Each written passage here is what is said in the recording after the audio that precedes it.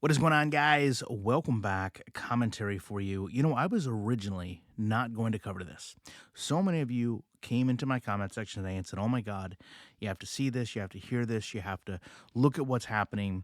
And I don't cover Amber all that often, but I will say I went and I watched this, and I'm going to recap it for you, but I want you to go watch it for yourself because it's very powerful.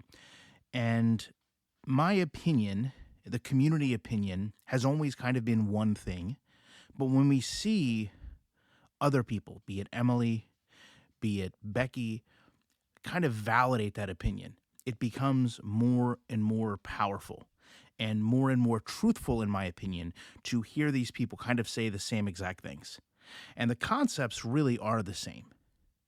The first of which is that Amber continually needs contact, and it goes above and beyond what a traditional relationship would have, which would maybe be, I'm going to go to the store, I'm going to be here, I'm going out with a friend, we're going to go to this restaurant. It turns into almost having to know someone's exact movements, having to always be able to be in contact with someone. Where are you? Where are you going to go from there? When are you going to be back beside me? Now, privilege plays a role in this. Okay, I have the privilege of being a YouTuber. Amber has the privilege of being a YouTuber. We can make our own hours. I don't have to cover this video. I can elect to cover this video. If I don't want to do anything all day, technically, it's going to impact my revenue, but I don't have to do anything all day. Having also worked traditional jobs where you have responsibilities, you have shifts, you have time frames, it's not always possible to have those same kind of open-ended time frames to continually communicate with someone. And it seems like Amber has a real difficult time with this. And perhaps that's because she hasn't had that traditional job in so long that she doesn't understand that her partner cannot always be at her beck and call, that they're going to have other responsibilities than this constant line of communication. And we also hear that Amber kind of starts this positive outlook, these good intentions. Some people define this as love bombing. I think the only person that can really truly speak to that is the person on the other side of it. I think we've heard Emily and Becky both share that same concept. However, they also share the same concept that things kind of take a darker turn if Amber doesn't seem to think things are going as she would like. Now, the first time we get to hear about this is when Amber isn't FaceTiming Emily long enough, or Emily becomes busy and can't have this contact with Amber. Again, as I said, not always possible. Amber should know this. You also have to understand that Amber was dependent on her mother driving her out to Emily. And that created kind of a tension in the relationship where Amber was kind of stuck there. Amber wasn't as mobile probably as she would like to be, but certainly as Emily would like her to be. And I think that also kind of creates that tension as to where you are.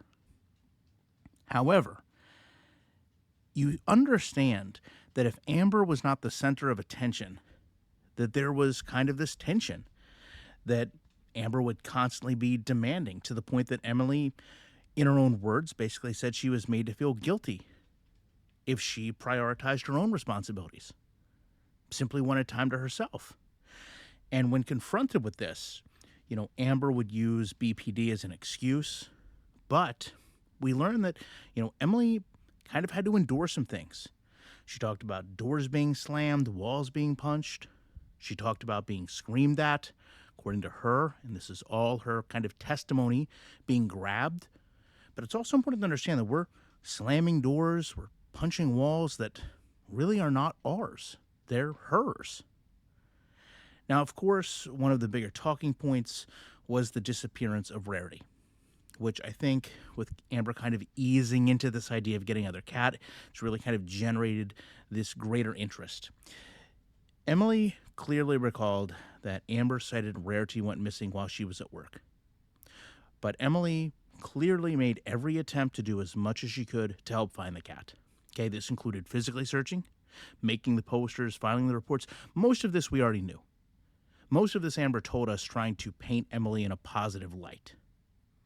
But what we've learned is Amber really wasn't making that physical effort, and that Amber seemed disinterested when it came to finding Rarity, opting to be on her phone instead.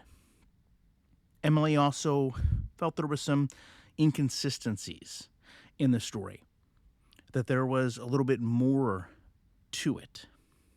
And that's when we got to see the messages, where Amber admits that she, quote, snaps. And if you look at it, again, tone is very difficult to judge via text, but it's hard to look at the messages and not come to the conclusion that Emily was having Rarity being used as a bartering chip to come back home. Emily was clearly not wanting to return to her home based on how Amber had been treating her. It's really eye-opening to see that. And it does seem like Amber's main worry, main focus, was getting Emily back home to her rather than Rarity. Emily also felt that Amber kind of created health scares to keep her in the relationship, that there were multiple times she wanted to end things. This is also something I believe a lot of people, myself included, have said she does with her audience. Anytime she needs support, anytime she needs views, there's this massive health scare. And that's not to say that she doesn't have serious medical issues. But when it's convenient for her to bring them to the forefront, when she can deflect with them, she does. So it's easy to assume that she would be doing this to a partner as well. Emily kind of went back into the same almost veiled threats of, same as we heard with Becky. Don't speak on this, I can ruin you. Becky took years to come out and speak about the relationship with Amber.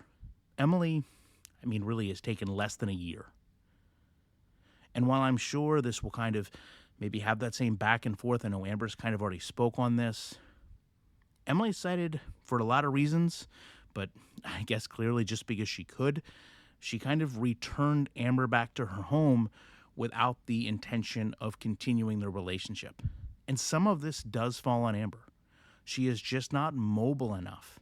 She's dependent on, regardless of her age, her mother to drive her to her partner's home, her partner to bring her back home. Emily also kind of teases that there's going to be more to this.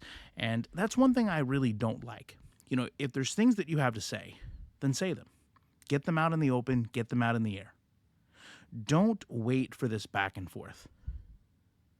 I know some people will be kind of frustrated that any of this even came to light. But again, if you go back, you look, formulate your own opinion, it's very, very easy to see what's truly happening here. And I can understand Emily wanting to get out in front of this if Amber is truly still sitting there and saying, continue to talk about what happened, continue to kind of in a light way blame Emily for what happened with Rarity, and Emily wanting to come out and say, listen, not only was this not my fault, I did more than enough trying to find this cat. Emily, for all the faults she's had in this, truly does seem like she just wants to wash her hands of this and move on. But for whatever reason, Amber does not seem willing to let that happen. Love to know your thoughts on this. Appreciate you watching. I'll be back as soon as I can with more commentary.